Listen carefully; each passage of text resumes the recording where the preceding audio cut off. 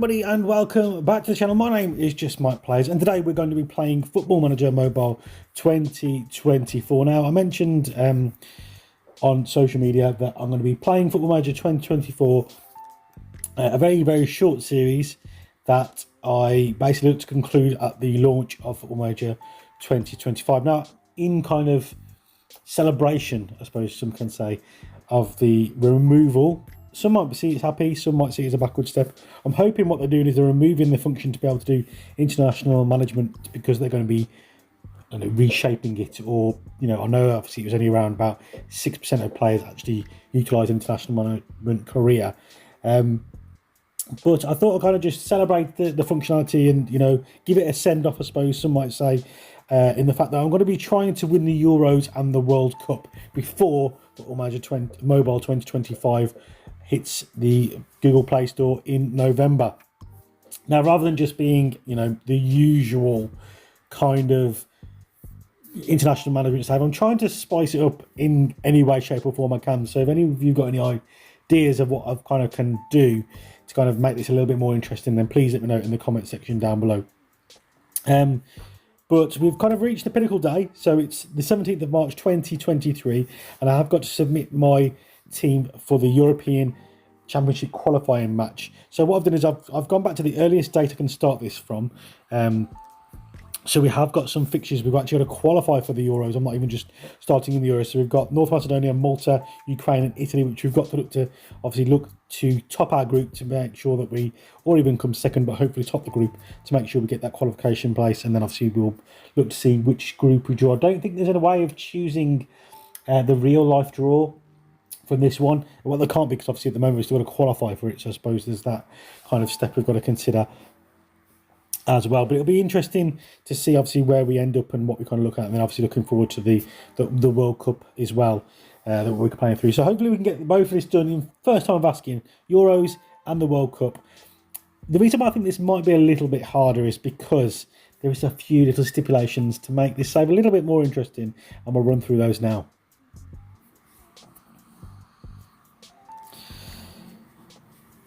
So we can see the England 23-man players that I've... Let's do that again. So on the screen now, we'll see the 23 men that I'm entrusting to get us through this Euro qualification campaign. And you might be thinking, Mike, what the hell is going on with this squad that we're seeing in front of us?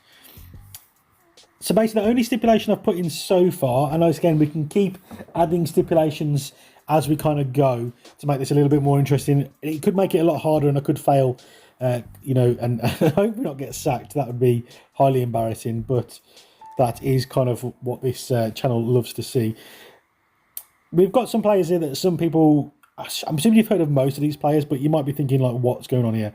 So what I've done, the only stipulation we've gone to begin with is the fact that as I'm calling them up to their squad, the team that they're playing for can't be a English-based club.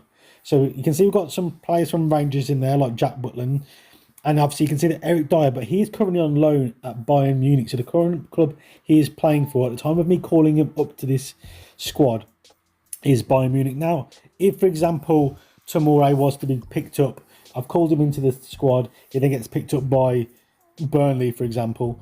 That's a weird example that just sprung to mind.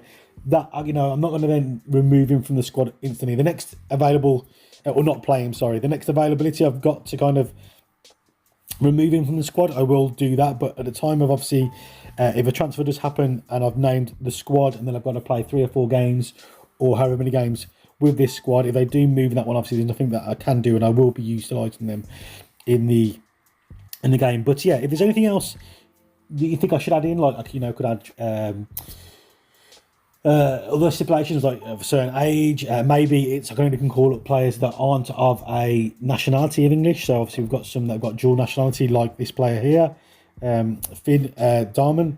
That's probably not how you pronounce it. He obviously is German, but can play for England, and he is the person that I've brought in as backup goalkeeper.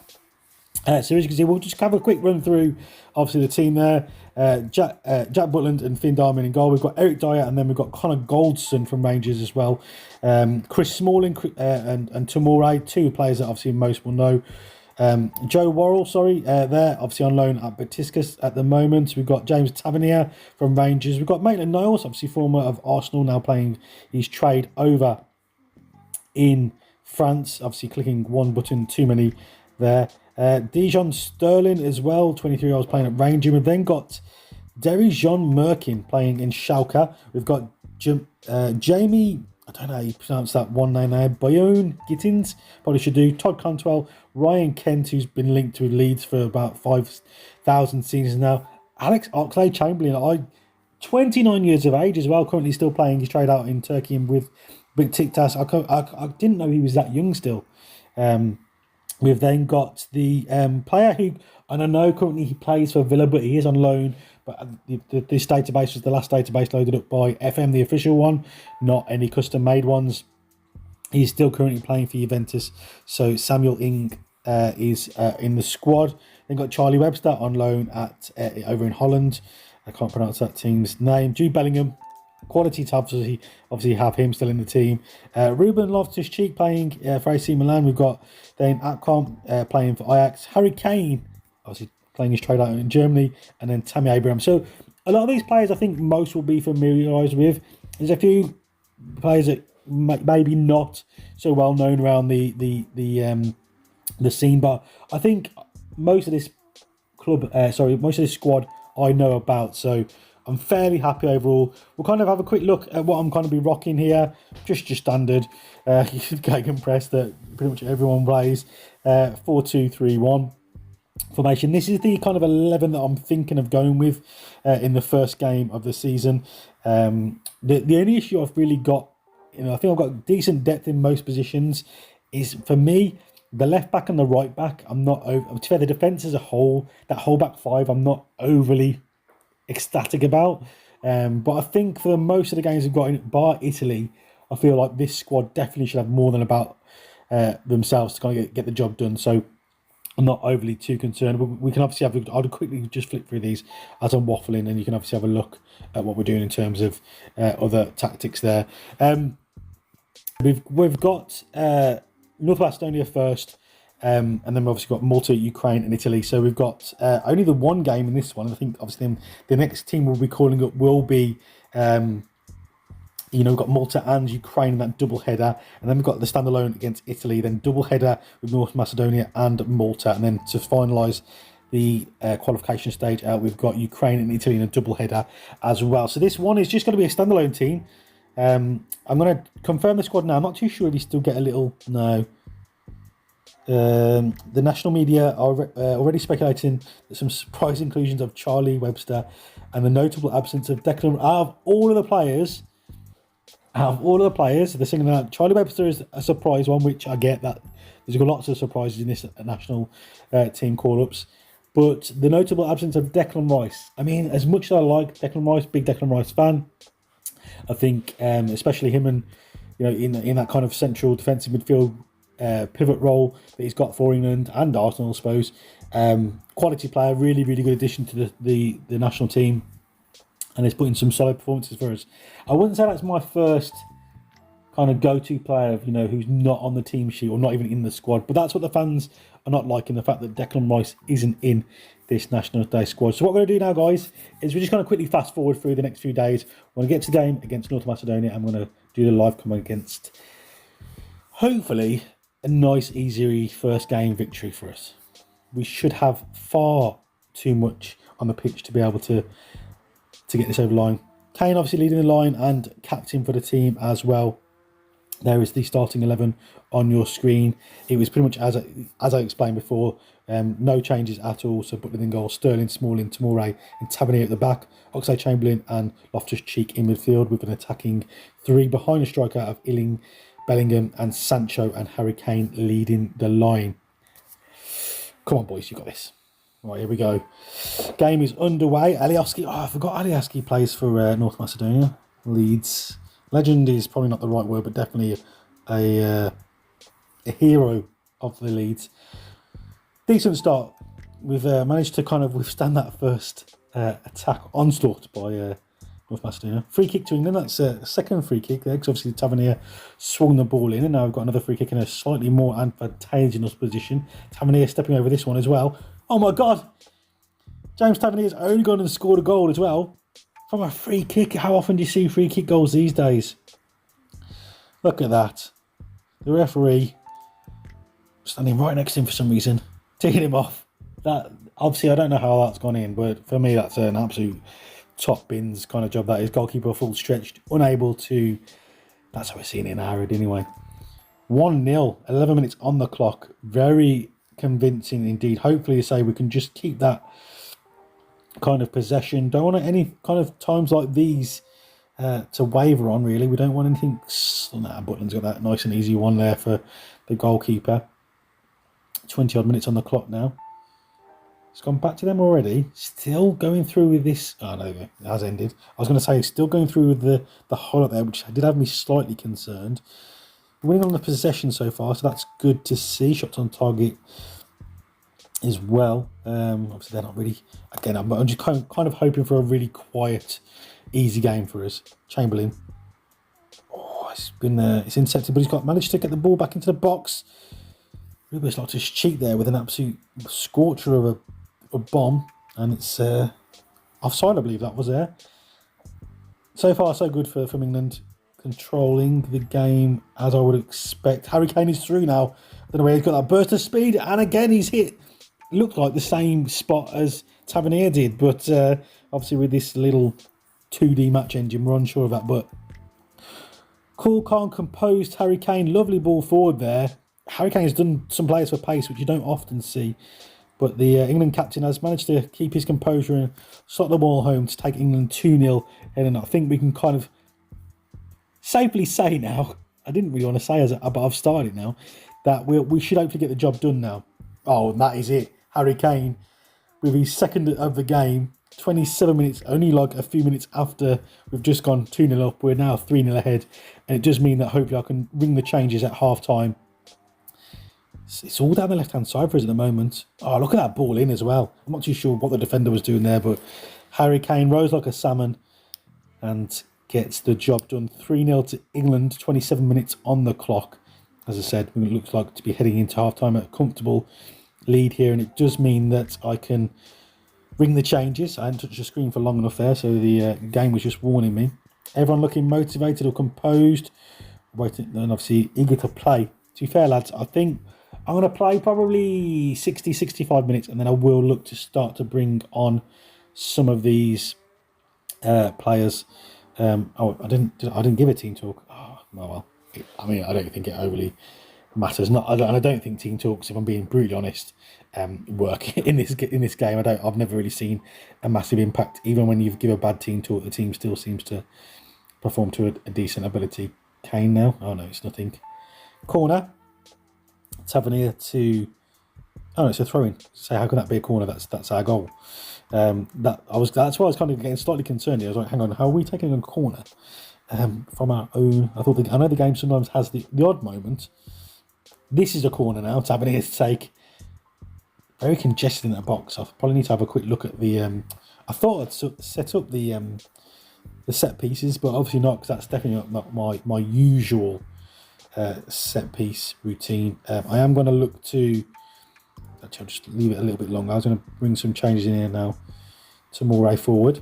Oh, Harry Kane's through once more. Oh, he's hit the post. Managed to scramble it away. Oxlade-Chamberlain. I'm not too sure how you pronounce his name. Is it Ling? Or Illing? I think I want to say Illing. But I'm never too sure. Right, no, that's not us. This is us. Come on. Come on, let's get the changes in. Tavernier. Sancho. Bellingham! Oh, there it is. Jude Bellingham. Jude! 67 minutes on the clock, and England are emphatically 4-0 in the lead. What we're going to do here then? So we was going to bring on... let's have a look. So we're going to take off Sancho. I know obviously he's a left-sided player, but I'm going to bring him on because he was eager to come on the pitch. I think what I might do as well is, as Oxlade-Chamberlain is looking a little bit worse for wear in terms of his fitness, although it's fair, it's not actually too bad, is I might bring the surprise Webster onto the pitch as well, so everyone's even more surprised. I can't really take Tavernier off, even though because he's had such a good game so far. And to be fair, I've only got Maitland-Niles on the bench that could potentially... I'd kind of want to leave Kane on as well, due to the fact that he is on his hat-trick. And it seems a bit rude for me to take him off. I think I am going to take Jude off, though. I know he's just scored an absolute banger. But we'll bring on Akpom for the last few minutes. So as we're going to leave a few more. We'll kind of see where we're at around about the 75-minute mark. And then we'll have a look at what we can do there. Tavernier, Sancho, Bellingham. Oh, that's a replay, isn't it? So pretty idiot. As I said, hang on a minute.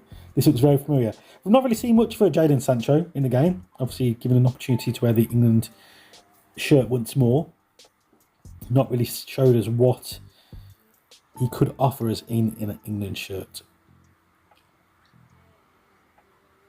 75 minutes already on the clock. What's happened there, dude? Oh, fair, not short time. Actually called the brought the subs on. We'll leave it a few more. We'll get to about 80 and then we'll have a look and see what we've got. And I probably will bring off Tavernier, even though he's had a good game, and maybe Kane as well. This will be the last opportunity for anyone here. Tavernier. Oh, he's gone and got it, hasn't he? There he is. Harry Kane, hat-trick hero. England 5-0 up. And again, while I did think, we'd have a decent game and I thought we'd control it, I honestly thought it'd be like a 2-3-0. A 5-0 definitely wasn't ever really on the cards for me.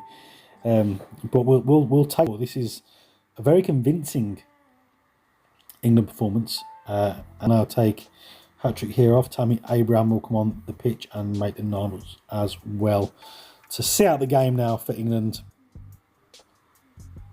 I do want to get the goalkeeper on as well, just to lock him down, just in case this is something we're going to run with going forward. Obviously, because obviously he's a decent goalkeeper as well. We have got the youngster on who plays for Ajax as well that we can call upon if need be. But goalkeeper is the one concern for me, if I'm being honest. It's if Butland goes down without Finn, I think we would struggle in terms of depth of English goalkeepers that are playing outside of the English league system. So yeah, that's the one big concern for me. Yellow card there. Late on in the game, there's just no need for that. Some thin ice. Illing into Akpom. Webster, Loftus-Cheek, and there it is. 5-0, a very comfortable day at the office indeed. Hat-trick hero from Harry Kane, leading by example that we need him in before we kind of obviously take on the likes of Italy. Overall, very, very happy performance. England asserted their I can't even say that word. You can see it right down there in the bottom right corner. Superiority over North Macedonia. Superb attacking display and a 5-0 win. James Tavernier with 3 mistakes. I mean, he had a cracking game, I think. Clinical finishing, defence, time tackles well, and passed out the defence really, really well. Overall, I mean, I don't think you can ask for a better start, can you, to a nice little series? So there we have it, guys. If there's anything else you kind of want to see, what I will say is I'm going to just jump forward now and probably record another video today. So what I might do is I might say the stipulation for the Euro Championship qualifying, this whole block, is the fact that I'm just going to stipulate that I can't call people up unless they're playing their trade outside of the English football tier system. And then what we might do is then obviously when we come to the Euros and then World Cup qualifiers and World Cup, we might look to add different stipulations in. If I see anything else that kind of makes it still achievable, but also a little bit fun for you guys. If you have enjoyed today's episode, guys, then don't forget to show your support by dropping likes and all that kind of good stuff on the video. And I will catch you guys in the next one.